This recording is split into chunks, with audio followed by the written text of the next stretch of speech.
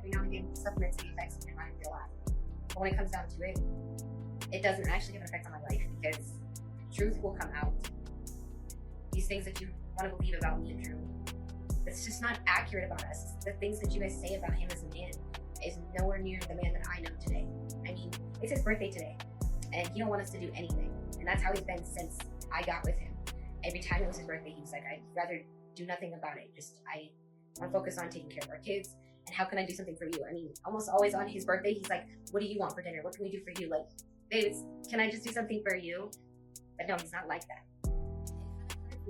That people want to believe this whole he cheated thing. When I know, like I said, half the time, he was right there with me for these supposed communication. And that's just not even how he talks, you know? It's just not it's not him. Like I said, all we can do is just continue to just keep beating ourselves. Buckle up, because this Jenkins family drama is taking some wild turns, and the tea is piping hot. What should have been a quiet, barely noticed birthday for Drew Jenkins ended up throwing gasoline on a fire that's already been burning for months, and now it's blazing across every corner of the internet. What started as a simple video message from Stephanie Jenkins turned into a chaotic unraveling of contradictions, confusion, and full-blown public suspicion. And the deeper you look, the messier it gets.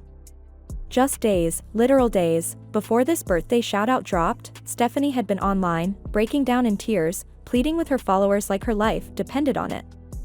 She was crying on live stream, talking about how she and Drew were on the edge, how they couldn't afford legal help for their custody battle over baby addition. She begged people to donate to a GoFundMe she launched, saying it was their only chance to secure a decent lawyer and fight for their family in court. People were moved. Donations rolled in. It felt like a genuine cry for help. But then, out of nowhere, Stephanie pops back up on social media with a new vibe and a new video. This time, she's not crying. She's not panicking. She's softly rambling in her signature scattered way, talking about wanting to feel like herself again. She says she needs to be in an environment that allows her to heal and grow. Healing from what? She never says. The energy is all over the place. And as the video continues, what started as a heartfelt message slowly drifts into a foggy monologue full of vague phrases, emotional jargon, and phrases that sound deep but say absolutely nothing. She talks about how people judge too quickly, how socially awkward people shouldn't be expected to perform online, and how trauma doesn't follow one single timeline. It sounded like it was going somewhere, like there was something big she was about to confess. But she never actually says it. Instead, she drops cryptic lines like, "People don't see the full picture," and "when you've been through what we've been through," without ever explaining what they've been through. It was like she was dancing around a fire, too afraid to say what's actually burning. And that's when the internet started putting two and two together. Because how do you go from begging the internet for legal funds, saying you can't even afford an attorney, to posting vague healing videos for your husband's birthday? The timing was off.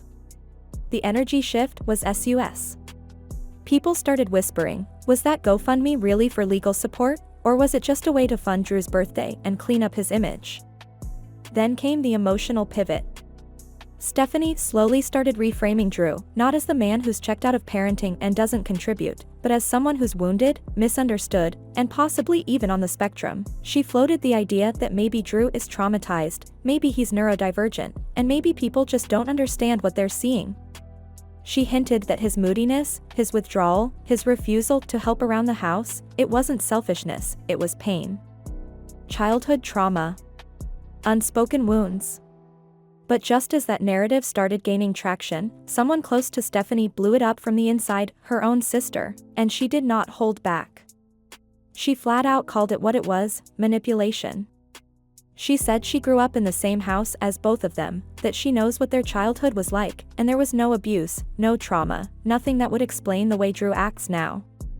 And the autism theory? She shut that down too.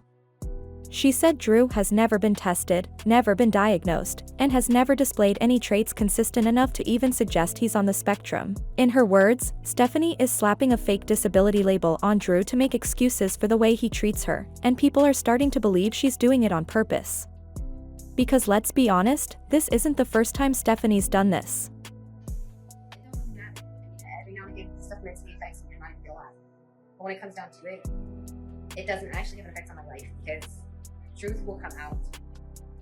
These things that you want to believe about me and Drew, it's just not accurate about us. The things that you guys say about him as a man is nowhere near the man that I know today. I mean, it's his birthday today, and he don't want us to do anything. And that's how he's been since I got with him. Every time it was his birthday, he was like, I'd rather do nothing about it. I'm focused on taking care of our kids, and how can I do something for you? I mean, almost always on his birthday, he's like, what do you want for dinner? What can we do for you? Like, babes, can I just do something for you? But no, he's not like that. Y'all, Stephanie posted a video saying that for Drew's birthday today, that he didn't ask for anything, he didn't want to do anything, he just wants to take care of their kids for his birthday. Now, Stephanie, who are you trying to convince, us or yourself? Now, what I think that translates to is, I want to play the game all day, you watch the kids, so they don't bother me, so I can play my game that my other girlfriend bought me. Because if y'all didn't know, Drew has another girlfriend, and she's all over this app showing proof.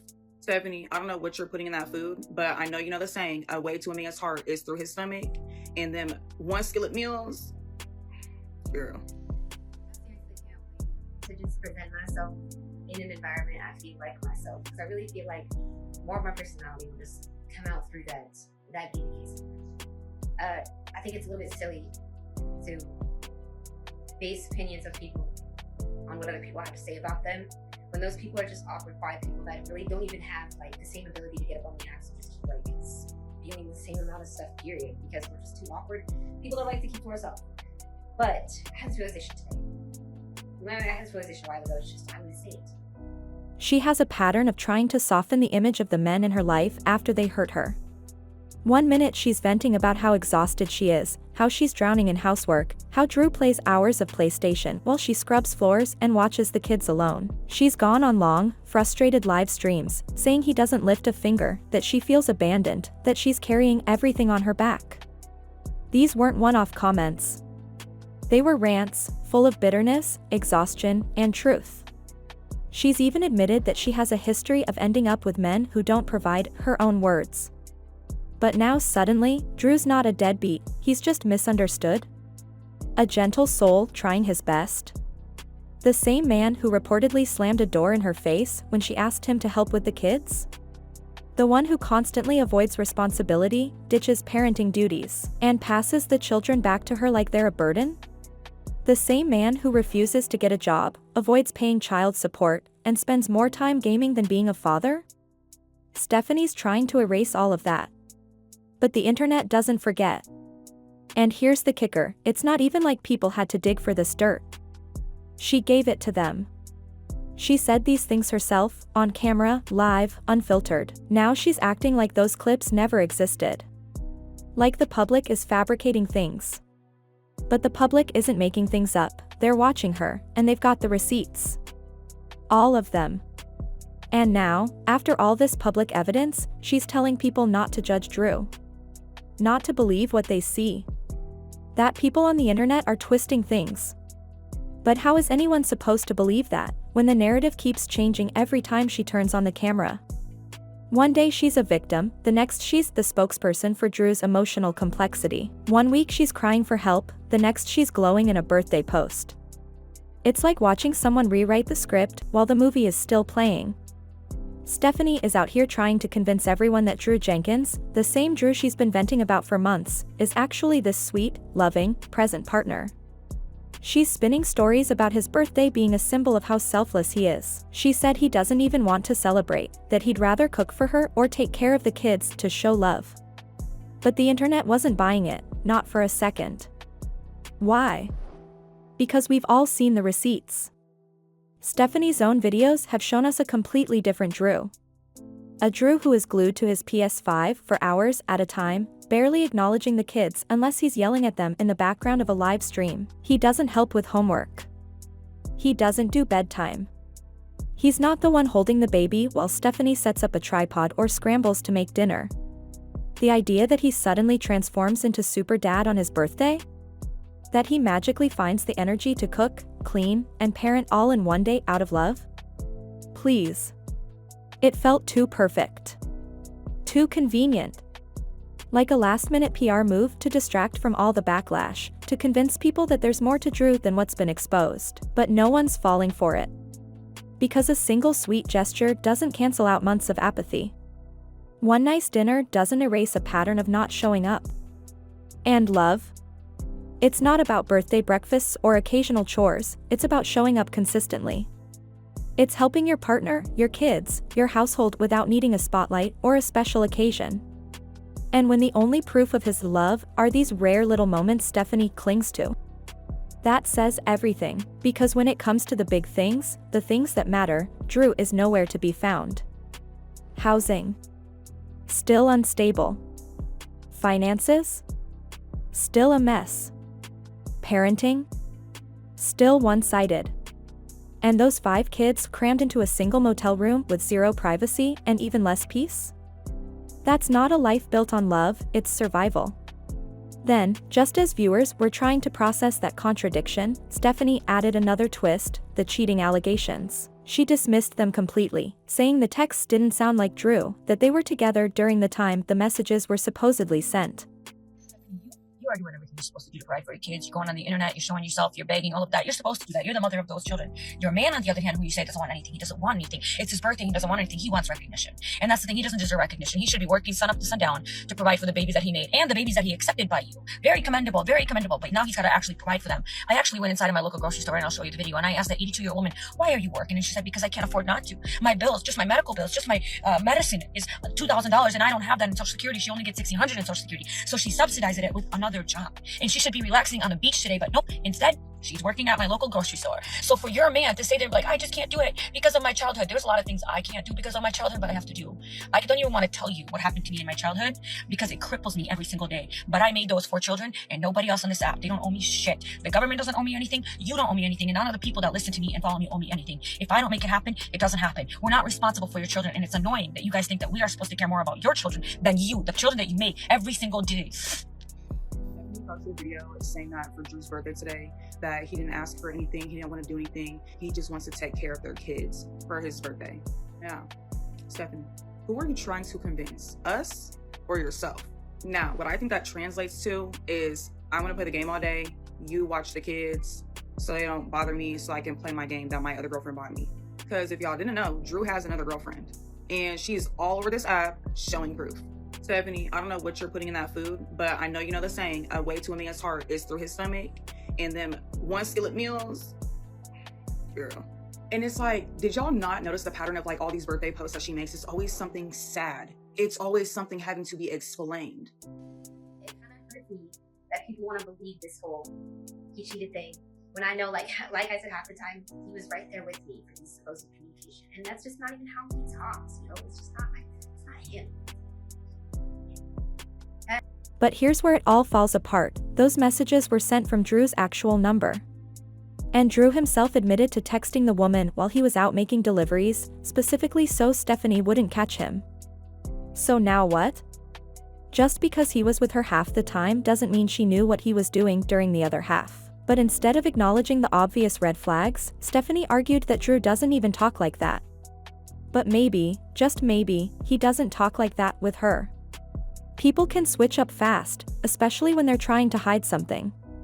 The side he shows Stephanie may not be the side he shows everyone else, and judging by those texts, there's a whole other version of Drew floating around. Yet still, Stephanie stood by him. She acted like this was all some elaborate plot to make him look bad, like the internet is just out to get him. But let's be real, no one had to dig to find this drama. The evidence is out there. Drew chose to engage. Even if he was being catfished, which is still unclear, he still chose to respond. He still lied. He still hid it. That part is undeniable. Then came yet another excuse. Stephanie explained why they were back in a different motel again, saying it wasn't a step back, just a technicality. That motel policy requires guests to leave every 28 days and come back later to reset their stay. So, the cycle of motel hopping continues. Same instability, same lack of space, same suffocating environment for 5 growing kids. No upgrades, no progress, no plan, just one room, 5 kids, and the heavy weight of tension that never really leaves. The saddest part? There's no roadmap. No short-term goals. No long-term plans. And Drew? He's not leading the charge to change that reality. He only got a job because the court forced him to, not because he decided to step up, not because he suddenly felt the urge to provide for his family. No, it was a judge's order that finally lit a fire under him. And even now, that fire is burning low. He's working part-time, giving part-time energy, with zero urgency to change their situation. If 5 kids packed into a single motel room with no routine, no structure, and no private space isn't enough to make you hustle, then what is? But for Drew, apparently, nothing. As long as he has his PlayStation and Stephanie running interference, he seems perfectly fine letting the chaos continue. And just when you thought we were at peak denial, Stephanie tripled down. She blamed the backlash not on the public, not on Drew's actions, but on Drew's exes. She claimed they were jealous. That they were trying to ruin his image. That all of this hate is just bitterness. But here's the thing, jealous of what? Of a man who barely works, doesn't provide, cheats behind your back, and needs a court order just to contribute? A man whose only consistent trait is creating more problems than he solves? There is nothing enviable about Drew Jenkins. And the more Stephanie defends him, the more obvious it becomes that she's not just blind, she's choosing to be. And every excuse, every spin, every deflection is only digging them both deeper into a hole they can't PR their way out of. And just when you thought the chaos had hit its peak, Stephanie dropped another bombshell. She claimed her iCloud was hacked again. Yes, again. She said all her files were wiped clean, photos, videos, documents, gone without a trace. And according to her, that is the reason she's been MIA from social media. But here's the twist, this isn't the first time she's used this exact excuse. In fact, every time things get a little too hot to handle, the "I've been hacked" card mysteriously reappears like clockwork. It's become her personal plot armor, a recurring storyline that always conveniently swoops in when the backlash gets too loud or when the timelines just aren't adding up. And babe, here's the thing, where's the proof? No screenshots of login attempts, no Apple support receipts, no police reports. Just Stephanie's voice on camera, framing herself as the forever targeted, forever sabotaged victim. At some point, it stops sounding like tech troubles and starts smelling a whole lot like deflection. It don't matter. Every now and again, stuff mentally affects me and I feel alive.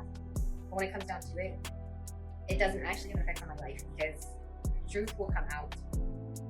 These things that you want to believe about me and Drew, it's just not accurate about us. The things that you guys say about him as a man is nowhere near the man that I know today. I mean, it's his birthday today, and he don't want us to do anything. And that's how he's been since I got with him. Every time it was his birthday, he was like, I'd rather do nothing about it.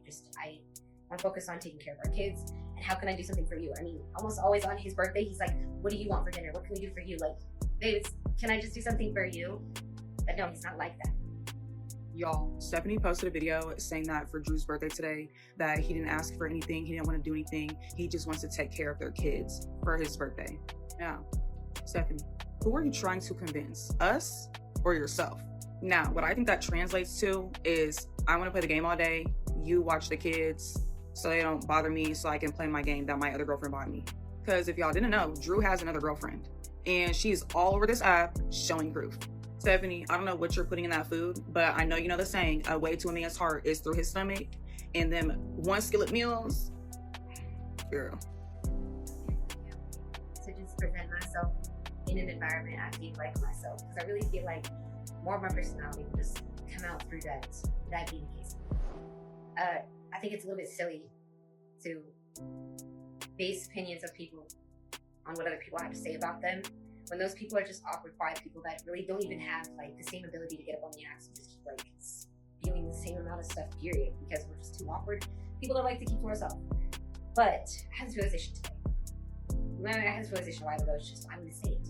Every time she's backed into a corner, there's always some invisible force trying to destroy her, never accountability, never consequences. Just shadowy villains and mysterious hackers erasing her digital life on cue. Then, like flipping a switch, she shifted from cyber victim mode to supermom in the making. She said she wants to be the kind of mom who bakes cookies, sews little dresses, and creates magical moments for her kids. Sounds sweet, right? Except the reality couldn't be colder. Her children are still living in cramped, unstable conditions. The oldest daughter is basically functioning as the second parent, bathing, feeding, babysitting the younger ones like it's her full-time job. Meanwhile, Stephanie and Drew are busy live streaming every night and deflecting criticism every day. There are no playground trips, no library visits, no painting sessions or summer adventures. The kids are stuck inside, watching adults argue on camera and scroll through comment sections like it's a full-time gig. And let's not forget Drew, still yelling, still snapping at the children live on stream for the world to hear. This isn't a misunderstood family trying to make it work. This is chaos wrapped in filters and hashtags. People aren't labeling Stephanie as a neglectful parent for fun. They're reacting to the actual footage, the daily stream of missteps and missed priorities. And while she insists she wants to raise strong, confident kids who'll be proud of her one day, her actions scream otherwise.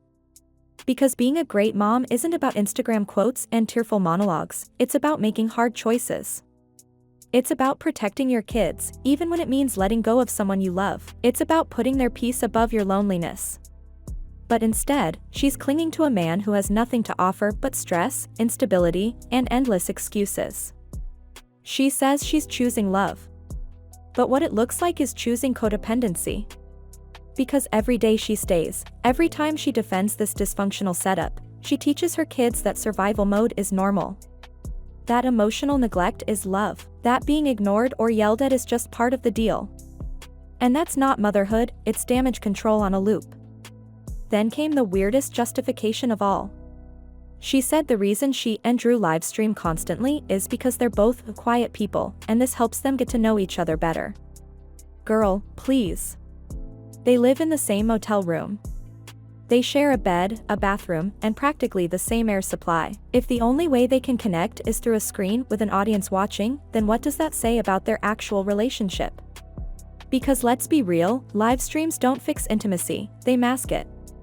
They give the illusion of bonding while avoiding the real work of emotional closeness. And instead of quiet moments filled with connection, support, or genuine reflection, we get a highlight reel of performative affection and heavily filtered dysfunction. She even tried to paint their motel neighbors as amazing, saying they've created a little community. But that just felt like a smokescreen, babe, a way to make a motel existence with 5 kids and no privacy sound quirky and wholesome. But no amount of feel-good storytelling can blur out what's obvious: this isn't cozy. This is survival mode with a spotlight on it.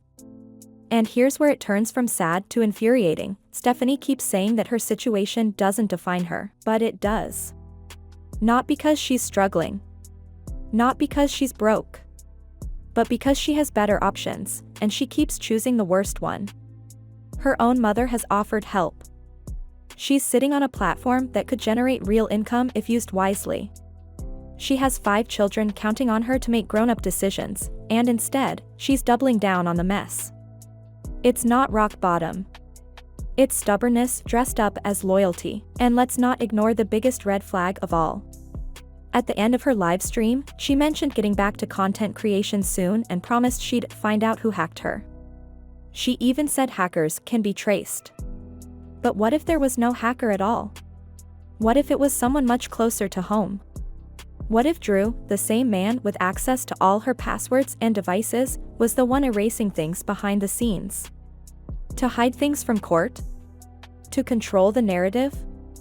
That theory doesn't sound so far-fetched anymore. And just when the internet was beginning to recover from all that, Stephanie dropped her birthday post for Drew, calling him baby, and thanking their supporters for watching them grow stronger together. Babe. Baby. The internet couldn't handle it. Not out of affection, out of sheer disbelief. Drew has been called Stephanie's 6th child for a reason. He doesn't work, doesn't lead, doesn't contribute. He eats like a toddler, sulks like one, and needs to be taken care of like one too. So when she called him baby, people weren't swooning. They were side-eyeing. Because in this twisted saga, Drew isn't a partner. He's another dependent, just taller and louder. She feeds Drew, clothes him, shelters him, while he contributes absolutely nothing of value. He's not a partner. He's not a provider.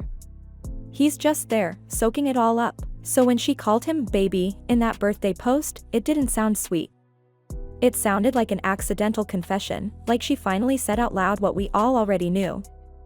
She is raising him. Not loving him. Raising him. And now the whispers have turned into full-blown alarm bells. People are panicking, wondering if Stephanie is about to drop even more cash on Drew's birthday. Because she's done it before. Gaming controllers, expensive PS5 games, an Apple Watch, car parts, and all of it while living in a cramped motel room, asking strangers online to help her get back on her feet. None of that money went to her kids. Not for clothes, not for food, not even for basic comforts. And now, with Drew's birthday suddenly here, right after a brand new GoFundMe launched? The timing is just too perfect. It's all raising red flags. They said the fundraiser was for court costs, because they urgently needed legal help. But babe, be real, how many lawyers do you know that take a case in days, especially with no upfront paperwork, no consultations, no receipts? It all feels a little too convenient. The money came in fast, and Drew's birthday popped up right behind it. Too fast, too smooth, too calculated. And while Stephanie insists Drew doesn't want anything for his birthday, maybe that's the play. Keep expectations low, then slide in a few purchases behind the scenes. We've seen how easily she bends the truth when it suits the story. Because let's not forget, Stephanie has bent over backwards for Drew every single time. She's proven time and time again that his comfort, his happiness, his wants come first. She defends him when he yells at her kids. She excuses his behavior. She throws on live streams to protect his image. So what's stopping her from blowing this fundraiser money too? Absolutely nothing. They've misused funds before, they can absolutely do it again. And until she starts choosing her children over her codependent relationship with Drew, this cycle will just keep spinning. Round and round, same excuses, same patterns, same heartbreak. She says she's doing her best, but babe, intentions mean nothing without action. So, tell me what you think in the comments. Are we watching a woman stuck in survival mode, or a master manipulator playing the long game? Either way, grab your tea and keep your eyes peeled, because when it comes to the resilient Jenkins saga, one thing's for sure, this isn't over. Not by a long shot. Don't forget to like, comment, and subscribe so you don't miss a single twist in the resilient Jenkins drama. Hit that bell, because babe, the tea is just getting started.